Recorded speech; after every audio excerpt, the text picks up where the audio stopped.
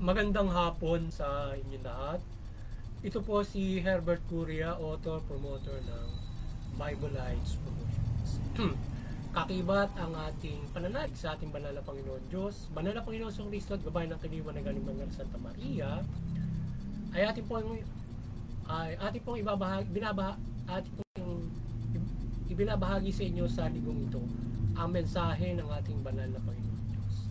Ang tema ng mensahe ng ating banal na Panginoon Diyos ay muling pagkabuhay sa takdang panahon. Ngayon po ay babasahin ko sa inyo ang mga mensahe ito mula po dito sa Mabuting Balita o paghahari ng ating banal na Panginoon Diyos sa pamamagitan ng banal na Panginoong Hesus Kristo. Yan. At ayon po dito kay Apostol San Juan, Kabanata 5, talata 24 hanggang 29, ito po yung mensahe. Sinasabi ko sa inyo, ang nakikinig sa aking salita ay nananalig sa nagsugo sa akin, ay may buhay na walang hanggan. Hindi na siya hahatulan, kundi ililipat na sa buhay mula sa kamatayan. Tandaan ninyo, darating ang panahon, ngayon na nga, na maririnig ng mga patay ang tinig ng anak ng Diyos. At ang makinig sa kanya ay mabubuhay. Ang ama ang may kapangyarihang magbigay buhay at ang anak ay binigyan niya ng kapangyarihang magbigay buhay. Binigyan siya ng kapangyarihang madon sapagkat siya ang anak ng tao. Huwag niyo itong pagtakhan sapagkat darating ang oras na mariring ng mga patay ang kanyang tinig. Sila'y muling mabubuhay at lalabas sa kinalilibingan nila. Lahat ng gumawa ng mabuti ay pagkakalooban ng buhay na walang hanggan, at lahat ng masama ay parurusahan. Pagpatuloy po natin sa kay Apostol San Juan, Kabanata 1, talata 25 hanggang 26. Ito po yung mensahe. Sinabi ni Jesus, ako ang muling pagkabuhay at ang buhay. Ang nananalig sa akin kahit mamatay ay muling mabubuhay. At sino mang nabubuhay at nananalig sa akin ay hindi mamamatay kailanman. Pinaniniwalaan mo ba ito? Pagpatuloy po natin sa 1 Tesalonica, Kabanata 4, talatang 15 hanggang 18. Ito po yung mensahe. Ito ang aral ng Panginoon na sinabi namin sa inyo. Pagparito ng Panginoon, tayong mga buhay ay hindi na mauuna sa mga namatay, sa mga namatay na. Sa araw na iyon, kasabay ng malakas na utos, ng tinig ng arkanghel at ng tunog ng trompeta ng Diyos, bababa ang Panginoon mula sa langit. Ubuhayin muna ang mga namatay na nananalig kay Kristo. Pagkatapos, tayong mga buhay pa ay kanyang titipunin sa ulap at isasama sa mga biluhay upang salubungin sa pamumuwiri ng Panginoon. Sa gayoy makapili niya tayo pagpakailaman. Kaya nga mag-aliwan kayo sa pamamagitan ng mga aral na ito.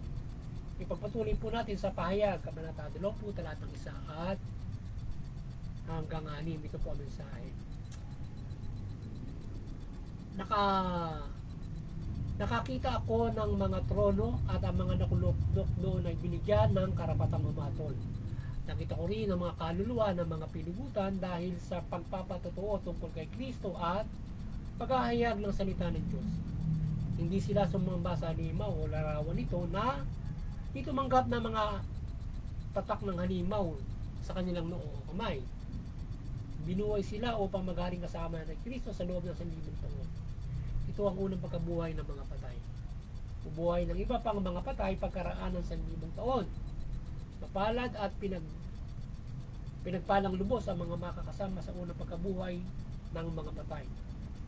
Walang kapangyarihan sa kanila ang pangalawang kamatayan. Ito ay magiging saserdote ng Diyos at ng Mesiyas at maghahari sila kasama niya sa loob ng 1,000 taon. Ito po ang mensahe at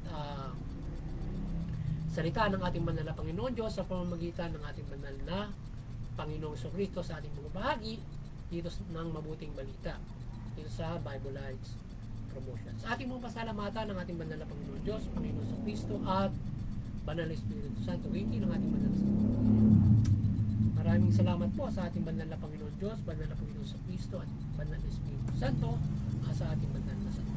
Ngayon naman po ipaliliwanag ko sa inyo itong mensaheng ito ng ating banal na Panginoon Diyos mula sa tema na muling pagkabuhay sa takdapan. Yan. Siguro ay hindi na bago sa ating lahat ng mga nanampalataya na pagdating ng takdang panahon sa mga nakarinig na at naunawaan ang aral at na ito ng ating banal na Panginoon sa Kristo, na nakarinig na ng mensaheng ito ng ating banal na Panginoon Diyos, na pagdating ng takdang panahon sa pamamagitan ng Panginoon sa Kristo nga tayo ay binigyan ng pagkakataon ng buhay. Ngayon pagdating ng takdang panahon ng paghuhukom, yung mga patay ay muling bubuhayin. Bubuhayin muli ang lahat ng mga patay, maging masama at maging mabuti. Ngayon, pagdating ng takdang panahon, yung mabuti ay siyang makakapiling ng Panginoon Diyos sa kalangitan. Yung masama, doon sa impyerno. So ngayon, ay may katawang panlangit, may espiritong panlangit o katawang espiritong panlangit, mayroon din pang impyerno. Ngayon, mayroong 1,000 taon na sinasabi ang ating banal na Panginoon Diyos mula o ang Panginoon sa Kristo na magpagahariin siya sa loob ng 1,000 taon bago pa ganapin yung total na pagkagunaw ng mundo.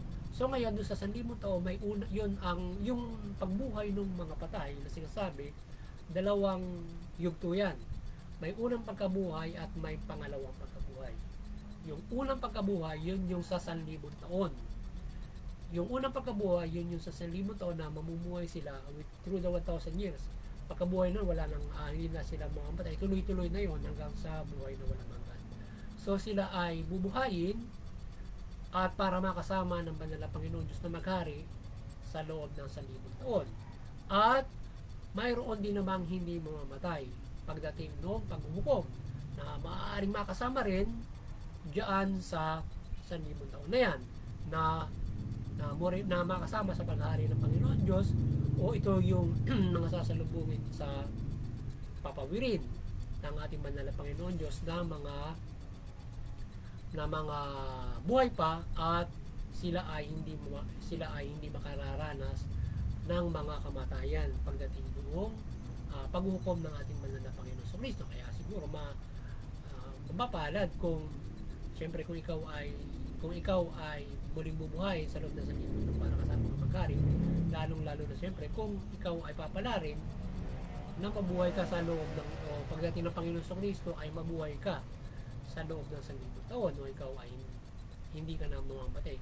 Ikaw ay babaguhin na ng ganong kadali pagdating ng paghuhukom ng ating mga sa loob ng 1,000 taon. Diba sabi ng Panginoon sa Kristo ay mayroon na hindi makararanas ng kamatayan pagdating ng takdang panahon, at maaaring ito ay makasama doon sa 1,000 years, or siya ay makasama na sa hanggang buhay na walang hanggan, yung mga hindi makararanas ng kamatayan. And or else ikaw ay makakaisa, halimbawa maaga kang namatay o kaya sa katanda, pero pagdating ng panahon ko mabubuhay ka kaagad, dahil maaaring makasama ka mabuhay bilang kasama sa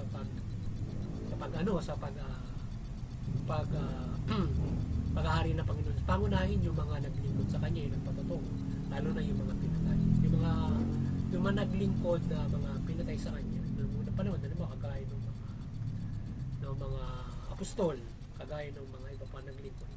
Sila yung pangunahin nagbibigay ng buhay para makasama ng Panginoon sa Kristo doon sa 1,000 years na yan, na iba't ibang mga halimbawa sina Moises, sina Abraham, yung mga ganun. Tama, sila ay bubuhayin, makakasama doon sa pagkakaroon ng 1,000 years na yan. Maaaring sila yung sila or yung ibang mga pinugutan na mga naglingkod sa Diyos para makasama doon sa 1,000 years. So sino mabubuhay ng Panginoon Diyos sa unang pagkabuhay na yan, na naglingkod sa Kanya, at maaaring yung mga itatalaga niya para makasama niya sa 1,000 years. At siguro mas maganda, at siguro yung may mga hindi mamamatay na makakasama niya for the 1,000 years, pinakamaganda ron na pag yung unang paggunaw darating ang Panginoon sa Kristo. So pagdating niya ay madadat na siyang mga tao pa ron, 2/3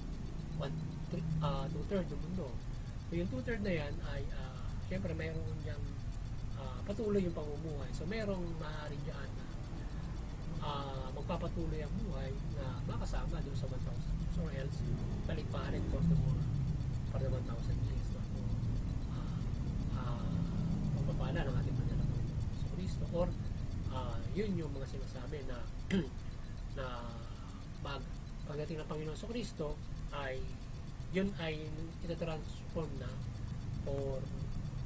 para sa buhay na walang hanggan na mababuhin yun. So ganyan yung sinasabi na pagpapala ng ating banal na Panginoon Diyos pagdating ng takdang panahon na tayo ay bubuhay yung mga patay at mayroon din namang hindi naman mamamatay.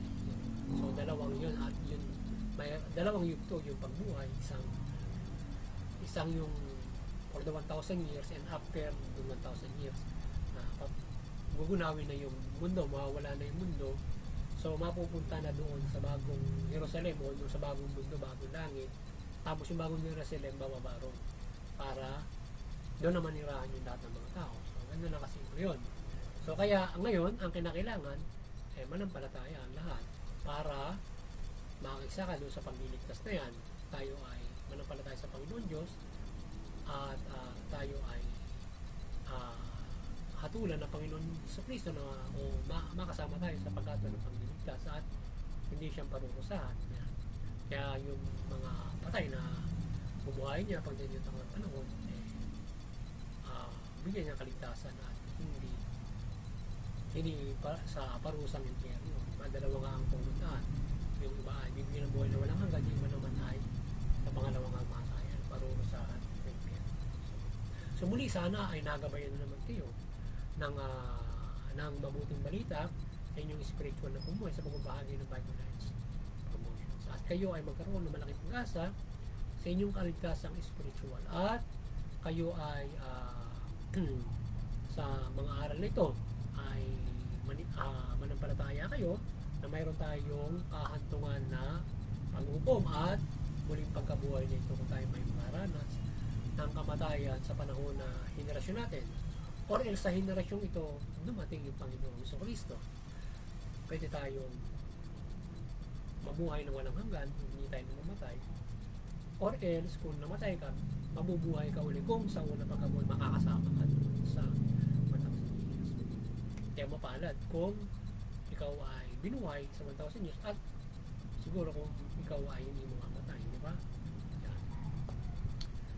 At muli, sana ay tayo ay patuloy na maliwanagan ni Banal na Santa Maria, maliwanagan tayo Panginoon Diyos, Panginoon Jesucristo at Banal na Santa Maria sa ating pagbabahagi nito, at kayo ay patuloy natin mahikayat sa pagtalima ng mabuting balita, at ito ay kayo magabayan sa kaligtasang spiritual. Matigil sa lahat ay ang pagkinig ng mabuting balita, at ito ang pagsasabuhay nito, sapagkat ito ay ito ang higit na ito ang pagsasabuhay nito ang magbibigay pag-asa sa atin sa pananampalataya natin sa Diyos sa kaligtasan spiritual. Ngayon, kung tayo magpasalamat tayo ay ginagabayan ng Panginoon sa Kristo bilang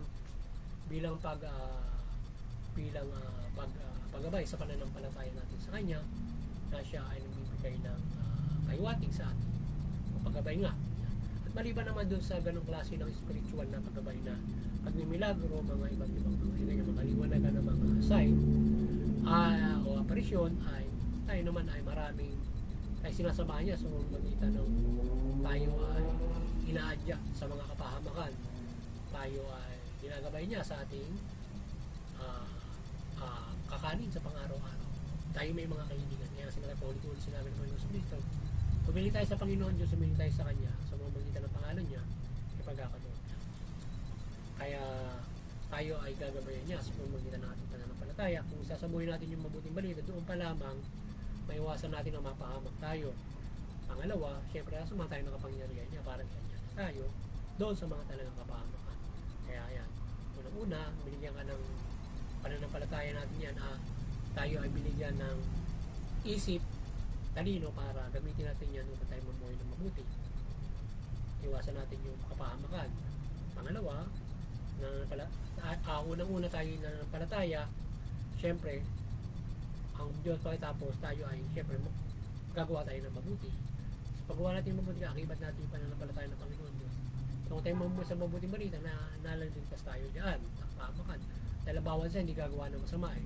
Ngayon kung meron kapahamakan, tayo na may sasama ng kapangyarihan ng Panginoon Diyos para tayo iligtas. Magbumagyo. O yan, magmumuli ng kapahamakan. O mayroong hindi mabago ang nagkamaling mga tao, protektahan niya tayo sa mga bagay na yan.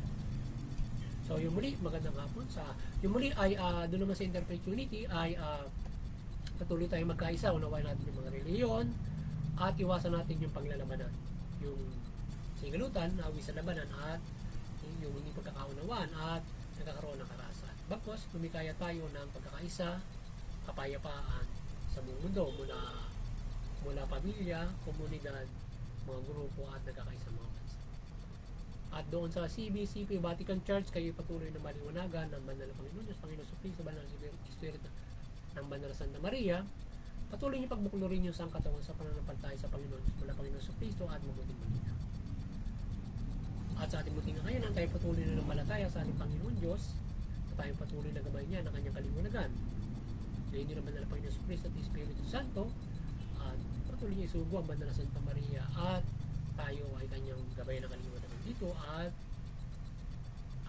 iba't iba niyang pagpapala at kapangyarihan sa ating lilingkod sa kanya at pababahagi ng mabuting balita.